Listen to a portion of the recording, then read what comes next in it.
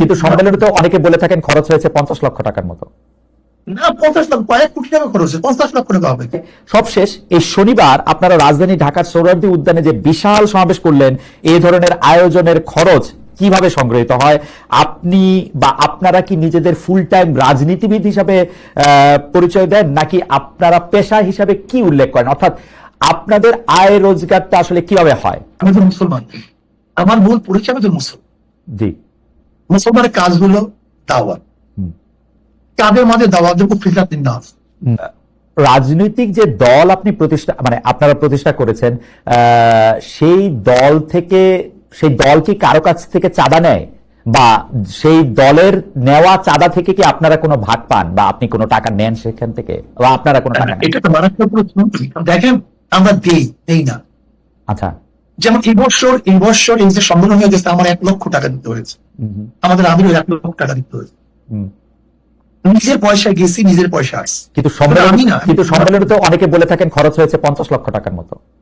না, 50 লক্ষ, কয়েক কোটি টাকা খরচ হয়েছে, 50 লক্ষ টাকা হবে। আচ্ছা, তো বাকি টাকা?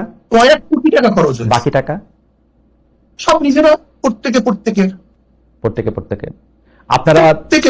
আপনারাও যেমন 1 লাখ টাকা করে দিয়েছেন, তেমন যারা এসেছেন তারাও টাকা দিয়েছেন, তাই তো?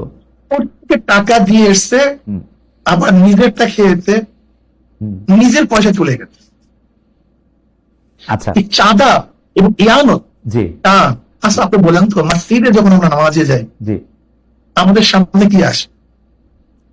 বাক্স নিয়ে আসে, রাইট। এই ব্যাপারে আজ পর্যন্ত কাউকে সমালোচনা করে শুনছেন? করেছে কেউ সমালোচনা, মানে হয়তো মানে অন্যভাবে আর কি। জি, টাকা দেয় না, চ্যারিটিতে টাকা দেয় না, দেয়, জি, ওটা দুই চ্যারিটি চলে কিভাবে? তাই চলে না। আমাদের প্রশ্ন, কারণ বাংলাদেশে কেউ কিন্তু এই ব্যাপার শোনেন, আপনি যদি আমার থেকে 10 টাকা দেন, আপনি যদি আমাকে 10 টাকা হাদিয়া দেন, এমনি দেন, আর যদি 10 টাকা আপনার থেকে জোর করে নেই, এই 2 টাকার মধ্যে পার্থক্য আছে। অবশ্যই পার্থক্য আছে। পার্থক্য কি এখানে?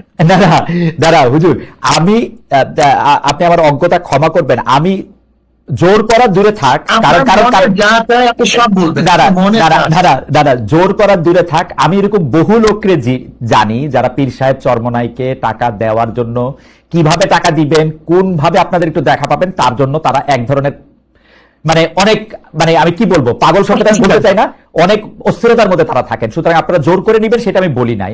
আমি শুধু জানতে চেয়েছি যে এই ভক্তরা বা যারা আপনাদের অনুসারী তারা যে টাকা দেয়, সেইখান থেকে আপনারা কোনো টাকা নেন কিনা, সে পার্টির প্রধান হিসাবে, একটা ব্যক্তিগত দল, জি, যদি কেউ ব্যক্তিগত হাদিয়া দেয় সেটা আমরা গ্রহণ করি।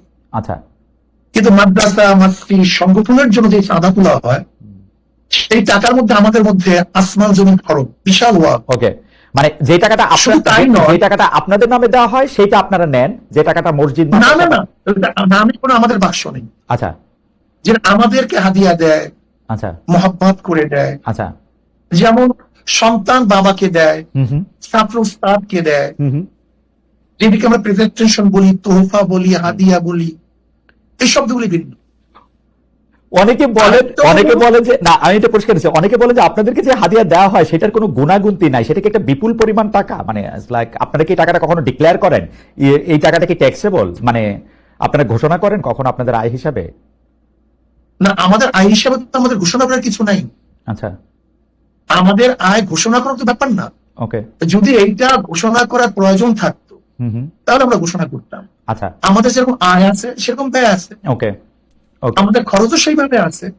ওকে, এখন আমার প্রশ্ন হলো যে আপনাকে যদি কেউ হাদিয়া দেয় সেটাকে সরকারকে জানাতে হবে কিনা, ধরে নেন অল অফার, বা আপনাকে জানাতে হবে কিনা? ওকে, আমি এই ব্যাপারে পরিষ্কার। আমরা এখানে আরেকটা কথা বলি, এই যে চরমনায় মাহফিল হয়, জি, এই চরমনায় মাহফিলের সমস্ত খরচ মাহফিলের মাদ্রাসার, সমস্ত আয় মাদ্রাসার, এখান থেকে আচ্ছা, সব মাদ্রাসা, ওকে, এখান থেকে আমাদের 1 পয়সা কানা করি আমরা নেইও না, বরং কোনো সন্দেহ যদি হয় সেটা মাদ্রাসা আমরা দান করি।